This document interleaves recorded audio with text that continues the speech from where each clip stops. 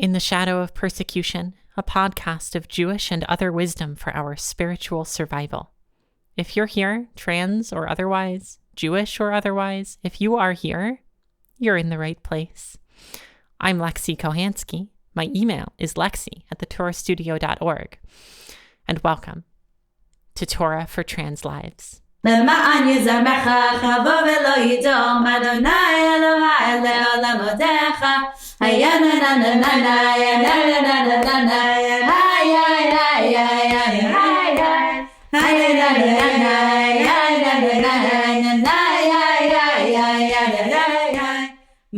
Darlings, we need to talk about biology and truth. On February 24th and 25th at the University of Cincinnati, there were 2 days of consecutive protests by students and faculty against a policy that the board had instituted, where students found that overnight, the signage on their restrooms had been replaced. Instead of signs saying male and female, students encountered bathroom signs that said biological male and biological female. Now, after 2 days of protests against the board did back down and reverted to the original signage, but they did this not on their own initiative, but because Ohio had passed a law which says, according to what the university told City Beat, according to reporting by Erin In the Morning, the university said that the law they were responding to says each institution of higher education shall designate with clear signage each student restroom, etc., accessible by multiple students at the same time for the exclusive use by students of the male biological sex only or by students of the female biological sex only. Now, thanks to the protests, the university took those signs down. But the people who wrote that Ohio law seemed to be talking to the same people who wrote the infamous executive order that Trump issued on his first day titled Defending Women from Gender Ideology Extremism and Restoring Biological Truth to the Federal Government, which also Erin Reed described as a comprehensive directive aimed squarely at dismantling legal and social recognition of transgender people across the United States, end quote. This executive order, as well as the Ohio bill, which determined that rather than segregating bathrooms by gender, bathrooms now must be segregated by something they're calling biological sex. Both of these documents, I want to tell you, are fundamentally religious documents. They're not scientific ones. And although they have legal force, they're not primarily legislating. They are putting forward a religious ideology. And this, I think, is why they use the language of biological truth and reality. And I'm saying that these are religious decrees, not only because of the backing of the Christian right that we know is driving a lot of the force behind all the transphobia that we're seeing right now, but also just because of the language of, for example, the executive order itself. Just to give you a sense of the kind of phrasing that the executive order uses, they bring phrases like ideologues who deny the biological reality of sex. It says in one sentence, this is wrong. It goes on to use phrases like basing federal policy on truth is critical to scientific inquiry. And the true and biological category of woman. These statements don't sound to me like science. And they don't sound to me like law, which is designed to protect people's rights. It sounds to me like they're making a claim about what the truth is and about what reality is. And that is the province of philosophy, yes, but also religion. When the executive order says that the category of women is something that is true, that's not a claim that's based on science. That's a claim that's fundamentally grounded in religion. And if that's the case, then it's on us as people who are religious and trans to stand up and say why this is so wrong and why this is such a chilul Hashem, a disgrace of God's name. Let me start here.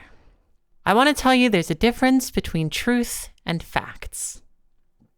We might think facts are the domain of science. Science can observe what is happening in the world, look at the empirical evidence, and derive what we could call a set of facts about what constitutes reality. Maybe science produces facts, but I don't think that science produces truth. Truth is less about what things are real and more about what things mean. Truth belongs to the realm of religion and philosophy and not to science. I spoke to a geneticist preparing for this episode who told me that for scientists, they try to disprove. Scientists don't try to prove anything. That's how the scientific method is meant to work. In other words, correctly done science does not prove truth, and it doesn't even prove facts. It only rules out potential alternatives. A scientist can never say, such and such is definitely true, or such and such is definitely the case. The best that a scientific experiment can do is say, we have ruled out a lot of the reasonable other things that could be going on here, and so we think that our hypothesis about what is going on is likely to be correct. That's the most that can happen. That's why evolution is still called a theory. It's not a truth. It's just something that seems to have no better alternative as an explanation for the diversity of life on this planet. But when new information comes to light, and I'm not saying that new information is going to come and disprove evolution, but just as an example, when new information comes to light, then things change and the scientific consensus can become different when we learn more about the nature of reality and what is actually going on in our world. And if something that's scientific consensus can change, then it's not the truth, at least not the truth in the sense that I'm talking about it, this kind of truth that belongs to religion to teach us, the kind of truth that inspired the prophet to say, Ani Hashem, lo shanisi, I am God, I do not change. So if science doesn't establish facts and only disproves alternatives, then a phrase like restoring biological truth to the federal government is actually nonsense if you think that what they're actually doing is about science. And so we could just dismiss this as total nonsense, but I don't want to do that because, first of all, these people have real power and the things that they say carry real weight. And even if they themselves are not smart, smart people are interacting with them. Smart and evil people are going to take it seriously. So we need to take it seriously also. So what do they mean when they say biological truth, biological reality? If I'm right that truth here is something religious, then we need to think about what it is that religion does that has to do with the truth. I want to bring us a quote here from Joseph Campbell, who, despite all his problems, really has it right on the money with this quote from The Power of Myth, a book he put out with Bill Moyers, who was interviewing him. This is on page 39. He says, "The second function of myth is a cosmological dimension, the dimension with which science is concerned, showing you what the shape of the universe is, but showing it in such a way that the mystery again comes through. Today, we tend to think that scientists have all the answers, but the great ones tell us, no, we haven't got all the answers. We're telling you how it works, but what is it? You strike a match. What's fire? You can tell me about oxidation, but that doesn't tell me a thing." End quote. Campbell's saying here there is a way in which science, and he says myth, but he means it in the most respectful sense, as in religion. Science and religion are very close. Both have a role in showing us what the shape of the universe is. And science does part of that work. It tells us how the things that we see in God's world work, but it doesn't tell us what those things are. In other words, he says it a different way on 157. He says, the story isn't really trying to explain it. It's not doing science. Back to the quote, it has more to do with the value of the thing. Where religion comes in is to tell us what something is worth, what something means, what it fundamentally is. You can tell me about oxidation, but that doesn't tell me what fire is in my experience of it. And similarly, we could say, what's sex? You can tell me about chromosomes and reproductive cells, but that doesn't tell me a thing. That's what truth comes to do. It comes to tell us what the value of a thing is. And that's what this executive order is trying to accomplish. It's not making a claim about how sex works. It's not a scientific claim. There's no scientific evidence cited in it. It's not talking about how sex works. It's making a claim about what sex is, about what the value of sex is. And that's why it uses the language of truth. And what is the executive order saying that sex is? I think we can learn from how it defines, for example, female. Quote, female, says the executive order, means a person belonging at conception to the sex that produces the large reproductive cell. This executive order is saying that sex is about a person's reproductive capacity, and that the value of sex lies in a person's ability to reproduce. That's what the arrogant kingdom wants us to think is the truth about sex and gender, is that it's about making more people for the state to control and extract labor from.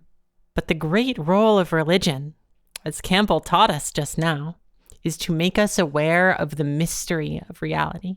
So that's what the executive order has declared what the truth is. But what has our God, the creator of heaven and earth, who breathes life into every human being, what does our God say that the truth of sex and gender is? And more fundamentally, maybe, what does it mean to have a body in this world that God created? They want to talk about biology, so let's talk about what the body is doing and what our tradition teaches us that the body is here to do for God. Last episode, we had a selection from the Hasidic Rebbe, the Maor vaShemesh, who's a student of the Noam Elimelech. I want to bring you another piece from him on his commentary from Parshas Terumah. Rabbi Dr. Erin Smokler also taught me this piece, and I want to give it over to you. Here's what he has to say on the verse, and make me a sanctuary, and I will dwell among you. V'nireh bazeh, dehine ksiv, v'asu li mikdash v'shachanti b'tocham. And it seems, according to this, look, it's written, make me a sanctuary, and I will dwell among you. V'darshu chazal b'socho lo ne'amar ela b'socham. V'lamed shekol echad v'echad miYisrael yir'es atzmo ke'ilu kadosh sharui b'soch na'af. And our sages interpreted that, look, it doesn't say, I will dwell in it in the sanctuary. It says, I will dwell in you, which teaches that every single person should see themselves as if all of their insides are soaked through and saturated with holiness. Sheha'adam tzarich lehizdakech es atzmo mikol minei Gashmius. Now, Maor vaShemesh is going to explain what that means. How do you actually accomplish being someone who experiences themselves as entirely soaked through with holiness? He says a person has to purify themselves from all kinds of Gashmius. We talked about Gashmius last time, from all sorts of mere embodiment. In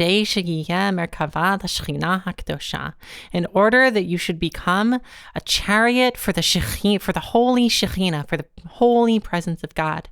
In other words, what does it mean to build a sanctuary and I will dwell among you? It means you come to your body, you purify yourself from everything that is merely embodied about your experience of it, and make it into something that can channel the light of the presence of God, and then you will arrive at a state where you see yourself as entirely saturated with the light of holiness. Because the Holy Blessed One and Israel and the Torah are all one thing.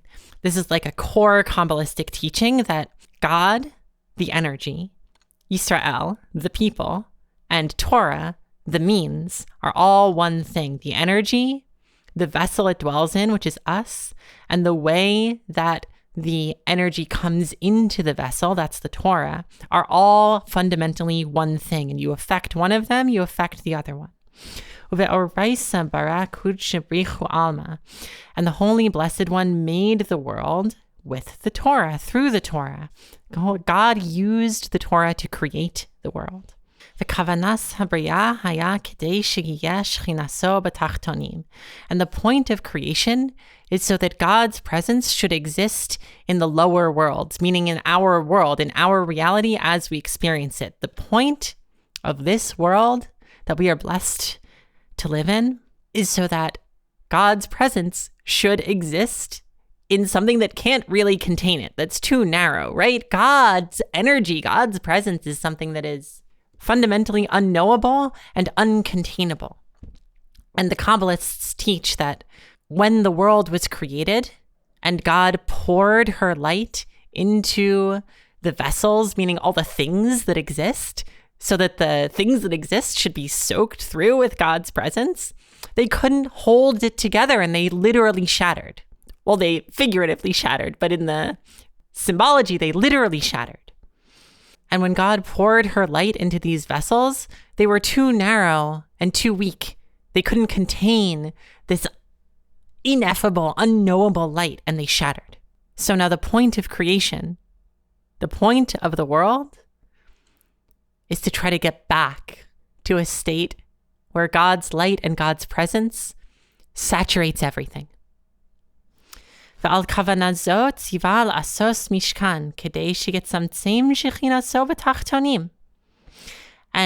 in line with this intention, God commanded that we should build a mishkan, a tabernacle, a tent, so that her presence, her Shekhinah, should be able to squeeze itself into our level of reality. And in the Mishkan was the image and the structure of all possible worlds. V'adam, skipping a bit, v'adam hu olam katan kalul mikol ha'olamos. And a person is themselves a small world, a microcosm that is composed of all the worlds, all possible worlds. V'lachein, im ha'adam mizdakech atzmo mikol v'kol. ומקדש יסרמך חבריו ושסגידיו, זוכה ונעשה מרכבה לשכינה, והשכינה מדברת מתוך גרונו. And therefore, if a person purifies themselves from every single thing and sanctifies all 248 of their limbs and 365 of their other types of body parts, then you merit to be made into a chariot for the presence of God, and the Shekhinah will speak from within your throat. The world exists to be a vessel for the presence of God, but most vessels are too narrow and too simple to bear the full light of God's presence. What's a vessel that is complex enough, that is mysterious enough, that is big enough and alive enough to contain God's presence? One such vessel is you. Listening to this podcast right now, you can align yourself with the intention of the Creator in creating the world and make yourself into a vessel for the Shekhinah. The Maor vaShemesh said, you can purify yourself. You do this by purifying yourself from all kinds of Gashmius, from all kinds of mere embodiment. That is to say, your body is not like a chair or a rock, even though you should never look at a rock and say, that's not God. The rock is God, but it's not the same. Your body is not merely a body that can be observed and fully understood, interpreted, and assigned meaning the way that, for example, a scientist might study a gene sequence. There's something special about your body. And if you treat it that way, as if it could be a vessel for the presence of God herself, then that's what it's going to be. You can turn your body into a temple, as long as you remember that that is what it can be. The executive order is trying to limit us by saying sex is only about reproduction and the body is only about biology. But the Maor, vaShemesh, and the Torah and God herself are saying, no, I, God, don't change. I, God, made you. And just like no one really knows who God is, no one can really tell you who you are, what your body means, or what the limits of the meaning of your existence in this life that I have called you to are. Ha'adam mizdakech atzmo mikol v'kol. A person purifies themselves from every single thing and then becomes a chariot for the Shekhinah. Of course, it's not so easy to do. And maybe we need an example, someone to show us what that looks like. I'm going to say, obviously, trans people are examples of this. But in the Torah, the Maor vaShemesh is going to give us possibly another example. He says, Ukavar amarti al pasuk kechol asher ani mar'eh oschas tavnis hamishkan ves tavnis kol kelav v'chein ta'asu. Now there's this verse that comes a little later in the Parsha which says, according to all that I have shown you, the structure of the Mishkan and the structure of all of its vessels, that's what you should do. Shapasuk hazehu bilti muvan. This verse is impossible to understand.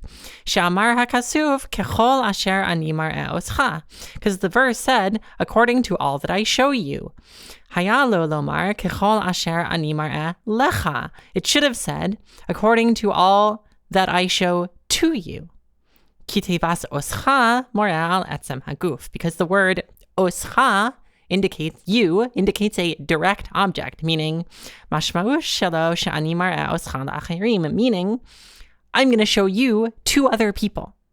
In other words, the verse is saying, according to all that I show you off, which is a little bit hard to understand what that's about. V'gam she'amar es tavnis hamishkan v'gomer kasha halo hamishkan shelamala shar'eh lemoshe hu etzem hamishkan. And also the fact that it says, I showed you the structure of the Mishkan, that's also difficult because the supernal Mishkan, the spiritual essence of the Mishkan that was shown to Moshe is actually the essence of the Mishkan. It's not the structure, it's the thing itself that Moshe saw. VeHamishkan she'asu Yisrael hu tavnis hamishkan shelamala shemechuvan keneged mishkan shelamata. And the thing that the Israelites did in the desert was that they made the structure of the Mishkan that is above, which parallels the physical Mishkan that exists below. Ve'ich shayach lomar asher ani mar'eh oscha es tavnis hamishkan. Adraba hamishkan sheher'a lemoshe hu etzem hamishkan. So what is God talking about when she says, do everything according to how I showed you the structure of the Mishkan? Moshe was not shown the outline of the Mishkan. Moshe was shown the Mishkan itself. Ve'od kasha she'amar v'chein ta'asu l'shon rabim.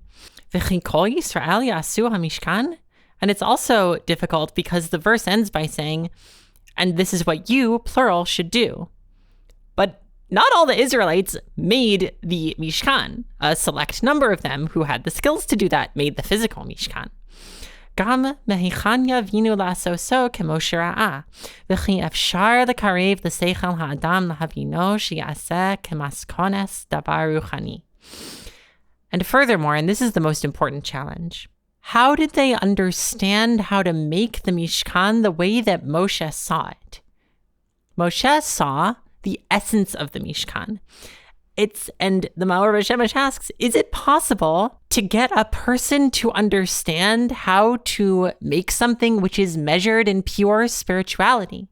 It's too abstract to understand the essence of the Mishkan. You can't communicate it in words. The thing that Moshe saw, he couldn't tell anybody else how to do it. So what is God saying by asking Moshe to tell other people how to do it? In other words, the question that he's really asking here is, if the point of the Mishkan is to show people how they can turn themselves into vessels for the presence of God, How can we come to actually achieve that on this plane of reality? And how can it be possible for us to have someone tell us how to do that? It's such an abstract spiritual thing. Make my body into a vessel for the Shekhinah? What are you even talking about? Here's Maor vaShemesh's answer. Vayuvan gam kein al pi devarinu. We can understand this according to what we were just talking about. Ki Moshe Rabbeinu alav hasholem yizdachech atzmo mikol minei Gashmius ad shena'asa kulo ruchnius v'na'asa merkava l'shechina. Because Moshe, our teacher, peace be upon him, purified himself from all kinds of mere embodiment until he was made into pure spirituality. All of him was spiritual. And he was made into a chariot for the Shekhinah. V'hayahu tavnis mishkan shelamala. And so he was the structure of the supernal Mishkan. Umimenu hayu yecholim lilmod b'nei doro eich la'avod es Hashem yisparach nizkos el hasagos Moshe Rabbeinu. And from him, from his body, from the way he showed up, the people of his generation were able to understand how to serve the blessed God by meriting the kind of thing that Moshe had acquired. In other words, Moshe's body and the quality of his embodied presence was the structure of the supernal Mishkan. The way that he showed up, the way that he inhabited this embodied reality, that is the structure, the outline, the guideline of how to make a vessel that the presence of God can dwell in. And the people who were there when he was alive could see his example, experience it live, and have a model, at least, for how to accomplish it themselves. And this is what the verse, "Make me a sanctuary and I will dwell among you," means.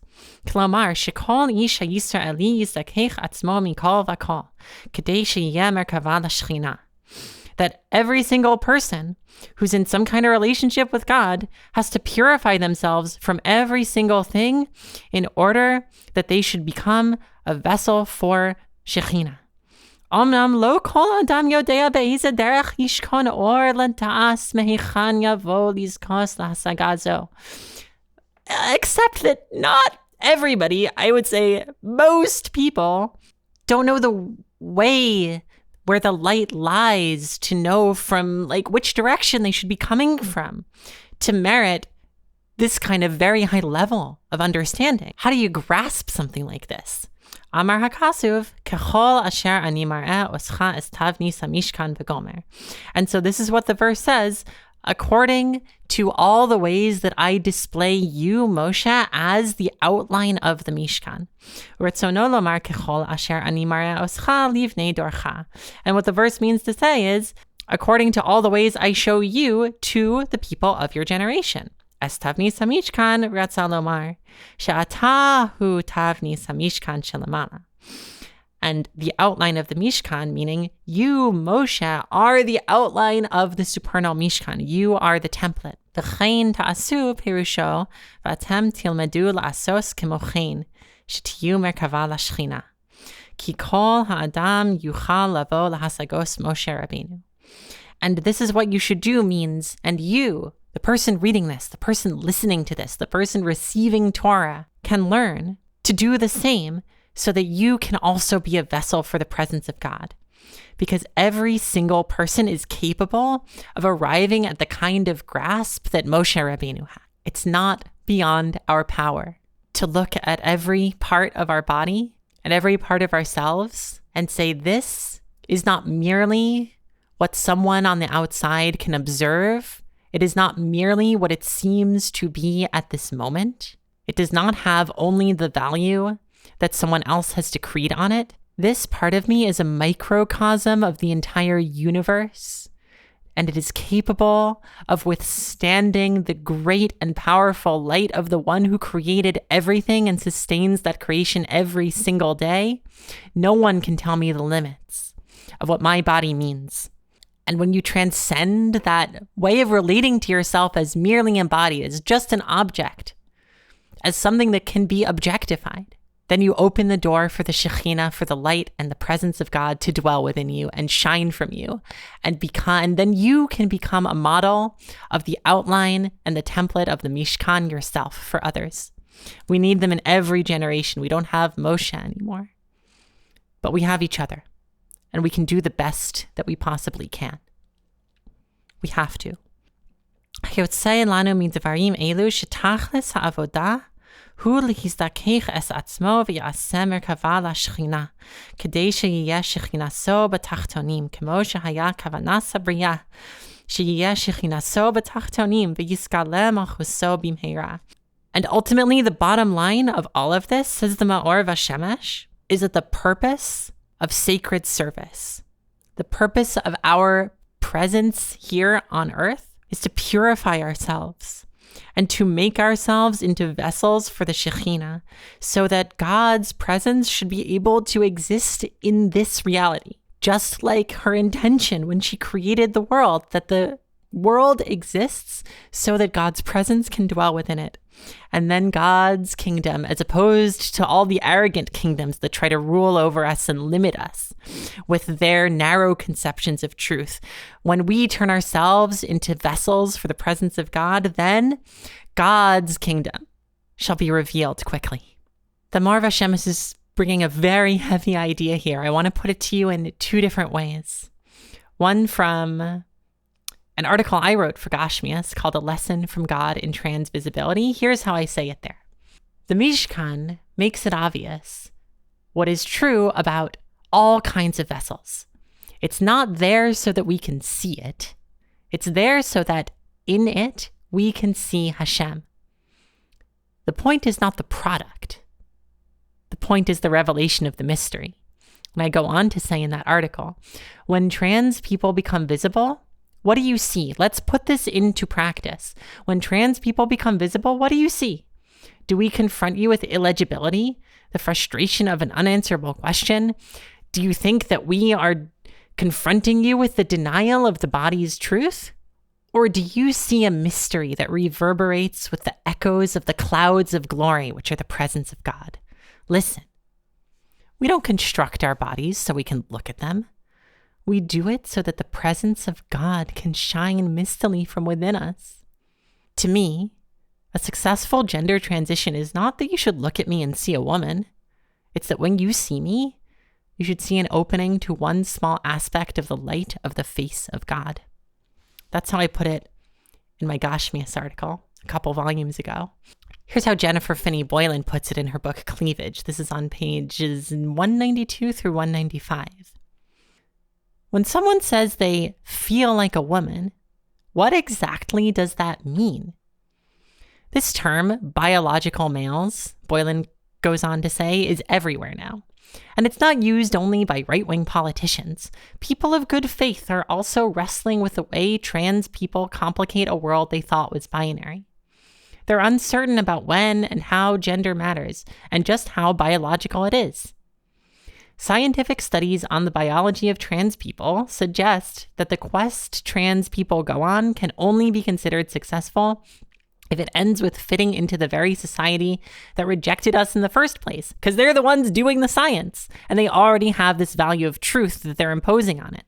That was my addition. Back to her, all the science tells us in the end is that a biological male or female is not any one thing, but a collection of possibilities.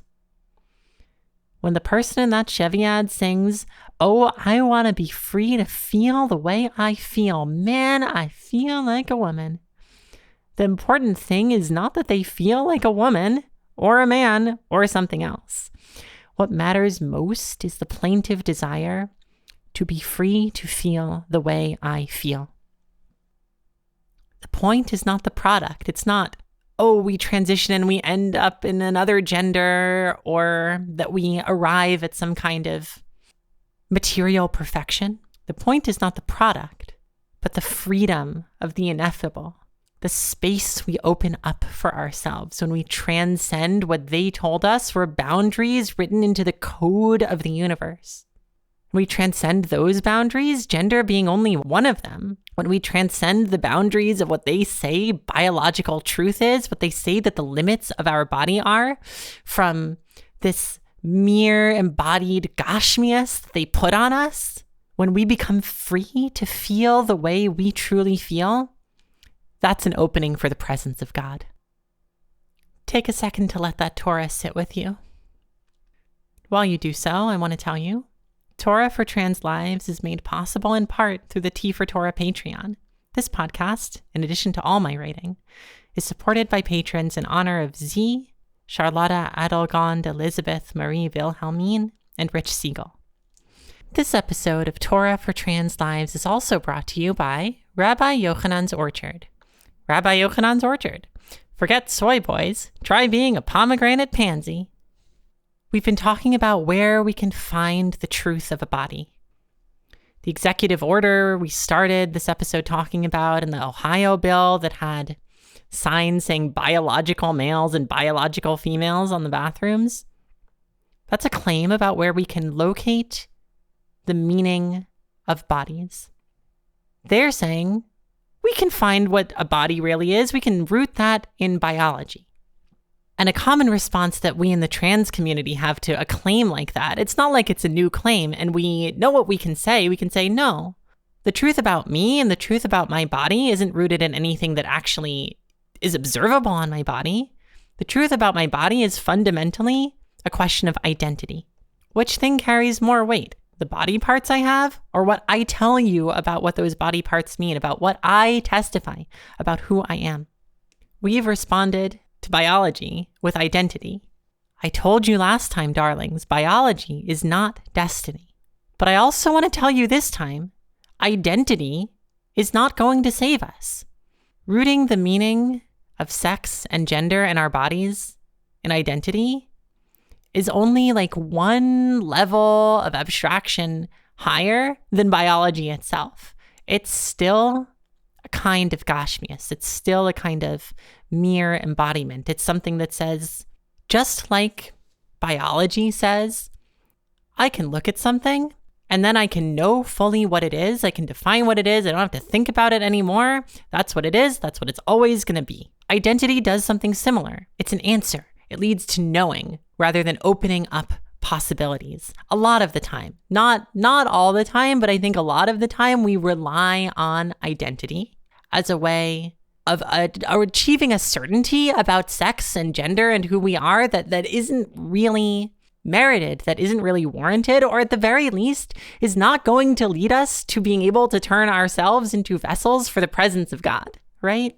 Identity says, you can look at something, not something physical, but something I'm telling you, something I understand about myself, and you can look at that thing and you can say, okay, great, I know who this person is. I know what they've been, I know where they're going. I know. But the call of the purpose of creation that the Maor vaShemesh was telling us about, that the presence of God should dwell in this world that is fundamentally too narrow to contain that presence, identity is not going to cut it as an answer either to ground what we think that the body is. Biology is not destiny, darlings, but identity is also not going to save us, and it's not going to get God out of her exile. Identity is very good, but as we say, study is great because it leads to action. One more time for you, darlings. Gender is not grounded in any set of static facts or in biology. Biology is not destiny. Gender finds its reality through our actions. The definitions in that executive order that claim truth are all about control. Truth doesn't change. Truth is static. Ani Hashem lo shanisi. But the reality of gender is that it is a messy site of encounter. And like all sites of encounters, like the Ohel Moed in the Mishkan, when we show up there, things get foggy and cloudy and inscrutable and wondrous beyond our understanding. The reality is that bodies are messy bunches of boundaries and holes. The body is an Ohel Moed, a site of encounter. We meet in the body and meet God in the spaces where the body doesn't make sense. We are permeable, changeable, incomprehensible, And therein lies our freedom. I want to be free to feel the way I feel. Man, I feel like a woman. I heard one time from my friend and colleague Binya Koatz that there's only one kosher tattoo, and that is the name of God, Yud Hey Vav Hey. That's like the only kosher tattoo you can have. I haven't looked into that, but that's what she told me. And let's just think about that for a second. We know that the land is the body, that the land is a metaphor for the body. And we know that Abraham's journey to knowing God started when God said to him, Lech lecha ma'artzecha umimoladetecha el haaretz asher areka. Get yourself gone, Abraham, from your land and from your birthplace, and go to the land that I will show you. And if the land is the body, then what's this verse saying that we need to get ourselves gone from? Lech lecha ma'artzecha. Get yourself gone from your land, from the body that you identify with, from the body that feels like, quote unquote, you. Lech lecha mimoladetecha. Get yourself gone from the way you were born, from the decrees people made on you from before your birth, at your birth, after your birth. Get yourself gone from all those things. El haaretz asher areka, and get yourself into the land, into the embodiedness that I show you, that I, God, appear to you in. Get out of your Gashmius and realize that your body is a site of spiritual energy. And so what does Abraham do? He walks through the entire land. He builds altars to the God who called him there, and he calls out God's name. If the only thing that we are allowed to inscribe our bodies with is the name of God, then what Abraham is showing us, just like Moshe's embodiedness showed his generation how to be a vessel for the Shekhinah, what Abraham's story is telling us is how do we become this vessel? We go through our entire body, walk through the whole land. And in each place, in each part of our body, we stop. We inhabit it. We make it into an altar for God's service. And we call on that body part the unknowable, incomprehensible, mysterious four-letter name of God. We inscribe the mysterious name on our bodies, on every part of our bodies, and we turn them into altars for the divine mystery.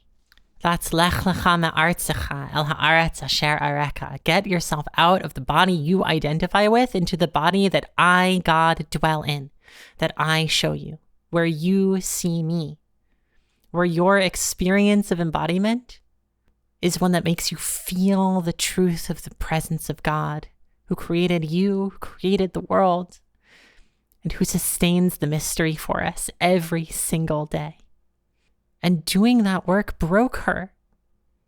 And we're here as potential vessels for reuniting her. In all our incredible diversity, in all our muchness. Love God with all your heart, with all your soul, and with all your muchness, with all your excess, with everything that is beyond you, with all the things you don't know who you can be, with everything you don't even think you are yet, with what you think is impossible. Love God with that. Each of us has so much more than we think, waiting within us, waiting beyond us, just outside of our grasp. All we have to do is rise and say, this is who we can be. Ehyeh asher ehyeh. I will be whatever I will be. You cannot try to define me, says God to Moshe when he asks what her name is. I will be whatever I will be.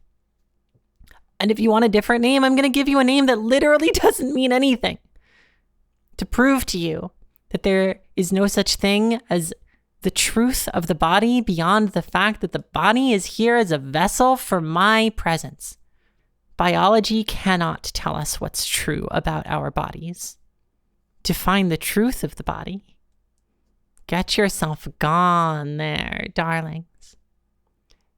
Get yourself gone into the clouds of mystery. Torah for Trans Lives is a Torah Studio podcast, prepared, produced, and performed by me, Lexi Kohansky. Our volunteer editor is Austin Colson.